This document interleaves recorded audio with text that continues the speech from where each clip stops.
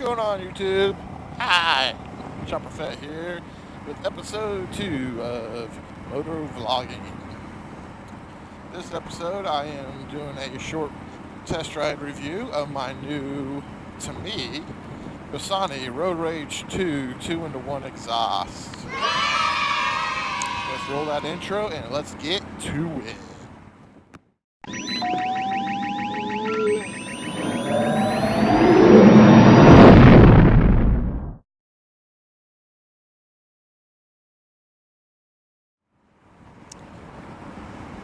Alright, so I just installed this yesterday. I got it from a shop down in Louisiana. He was building a lowrider, I believe, for either himself or for a customer. And something fell through on it, so he was just basically selling off the parts, trying to collect some coin back on it. And I'll post the link to his shop in the description below, because he was an awesome shop owner to deal with. He gave me a great price on it. The exhaust only had about 200 to 300 miles on it, just for basically their own test ride purposes. So, I'll definitely give him props where they are due, because the way he had everything packaged up, to the delivery time frame, just overall great guy. So, thank you so much, man. Anyway, on to the install. This is the 4th exhaust I've now installed on my lowrider. I'll take that back. It's actually the 3rd. It came with an aftermarket exhaust already on it.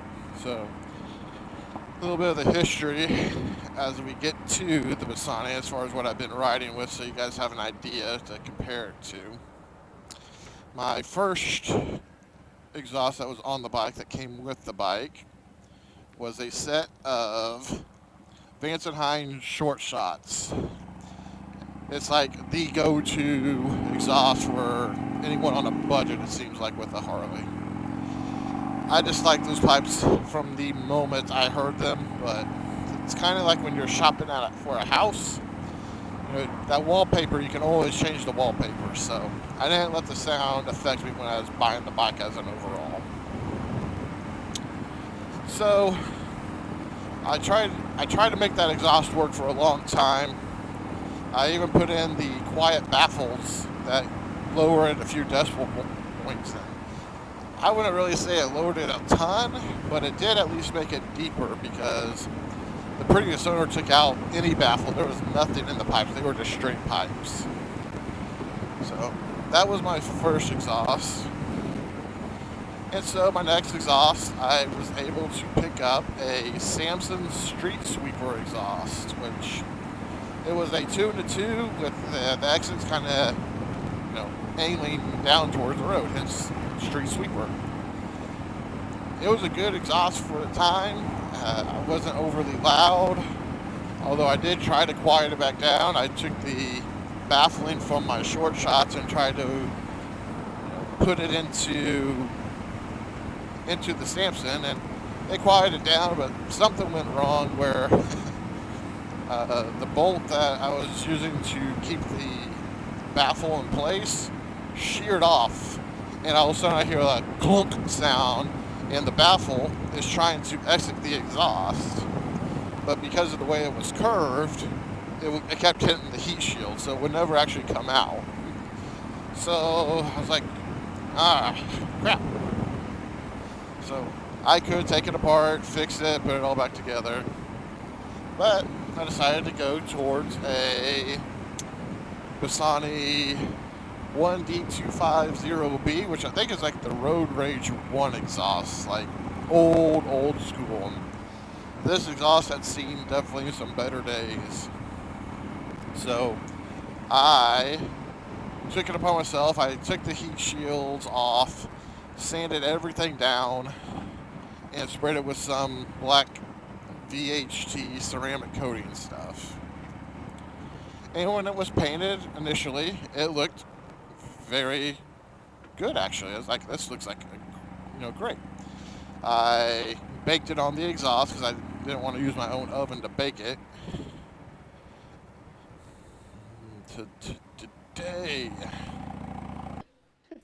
Today, Junior? So anyway, when I got that put on there, I really, enjoyed the look and the sound and the extra power of that 2-to-1. That was the first time I actually felt, a noticeable increase in power on the bike. I got some of that torque back that the 2-2 was actually robbing me of. I can stop and get some gas here, then I'll talk about how I came about this Road Rage 2 exhaust. 12 seconds later. Over this riding season, that really old Road Rage didn't hold up very well. So I baked it on the exhaust, like the exhaust on the bike, but there were sections of the heat shield that would get a lot hotter than the others. So the sections that got really hot baked on fine, they held up just fine. But the lower heat shield and the muffler did not hold up well. The ceramic coating was chipped off, scraped off, and did not have an even black color to it. I'll show you a picture of it right here. This is me after I've taken it off. $100 if someone wants to come grab it from me. It's a great exhaust, it works, it's not pretty. So, that's where this new Road Rage 2 comes into play.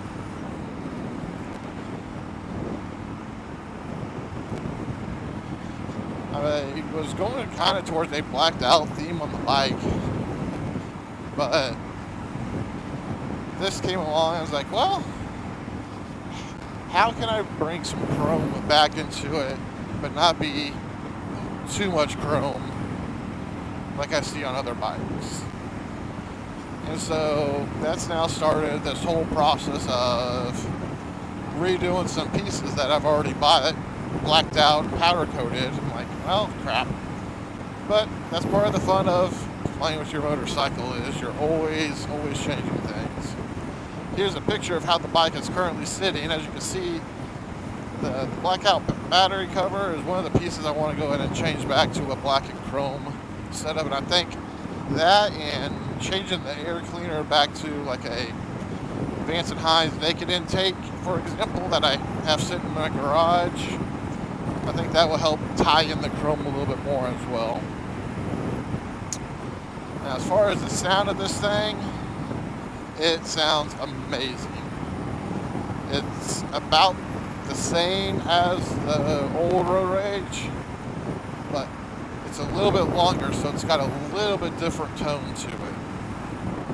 I'm going to drop a couple gears here and open it up for you. I'm not sure if you'll be able to hear much of it, but we'll give it a shot.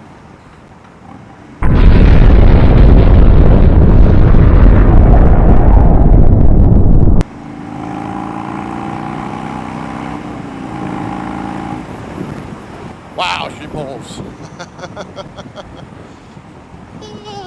It's fun. You know you got the right bike. You know you got the right bike when every time you ride it, it just puts a smile on your face. And let me just say, I was just smiling ear to ear just now listening to that. So as far as the install goes, if you've never installed a exhaust on your Harley before, they can be pretty straightforward, albeit tedious and annoying at the same time. So, the part that I ran into the most issue on this install was the location of the O2 sensor and the way it's pointed. What happens is I don't have enough slack to actually have it reach back up under my seat. So I had to do a little finagling with the harness itself, and I was able to extend that out, so instead of it being clipped in under the seat, it's more clipped in under the frame. I should be able to pull it back out if need to without much hassle, but it probably gave me fits for about 30 minutes until I decided just to extend the other way. As far as the looks, the chrome was in amazing condition. There's a couple scratches from most likely install or something along those lines. I haven't tried to, clean it up too well yet. Just put some shine on it.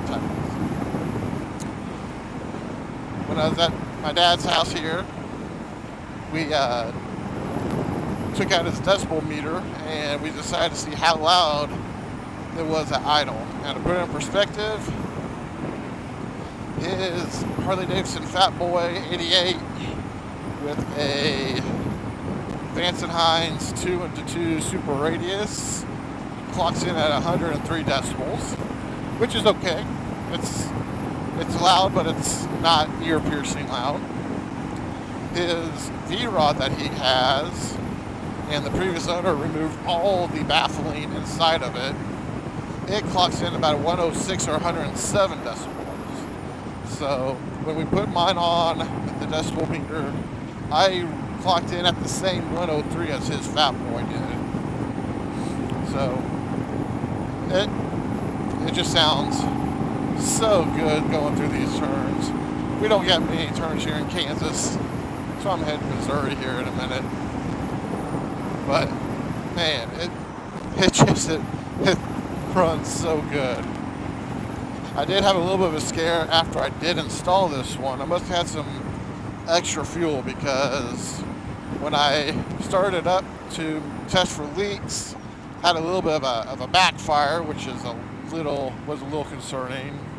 And then when I started it up first thing this morning, it died in my driveway once. So I was like, oh crap. I think it was just taking the ECU some time to adjust because I've been running now, we're at 25 miles, and there hasn't been a single hiccup. I've made a couple stops now, one for gas, one to see my dad. So I think it's worked itself out. I'm using the same tune that I used on the old Road Rage, just because Vance & Hines for 2009 does not have a good tune for this bike. They have it for older model Dynas, but when I load the software, I basically had to do a generic 2-1, and then I auto-tuned it from there. I'll go over that video another time as far as the auto-tuning process, because I do feel it runs a little differently. The D-cell pops are actually a little bit less, which is actually a good thing, but I would like to run it and just kind of see, if it can be running any better.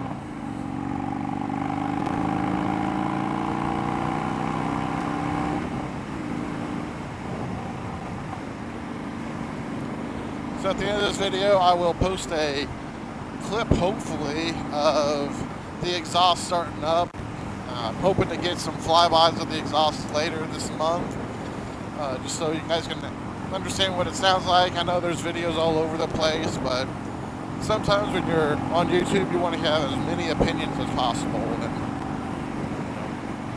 hopefully I can pick up that sound for you and make a good decision for yourself. Well, anyway, this is where I'm going to go ahead and sign out for this episode. Hope you guys liked the video. If you want to look me up on Instagram, it's chopper_fet. Feel free to follow me around. Appreciate it. See you guys. Bye-bye.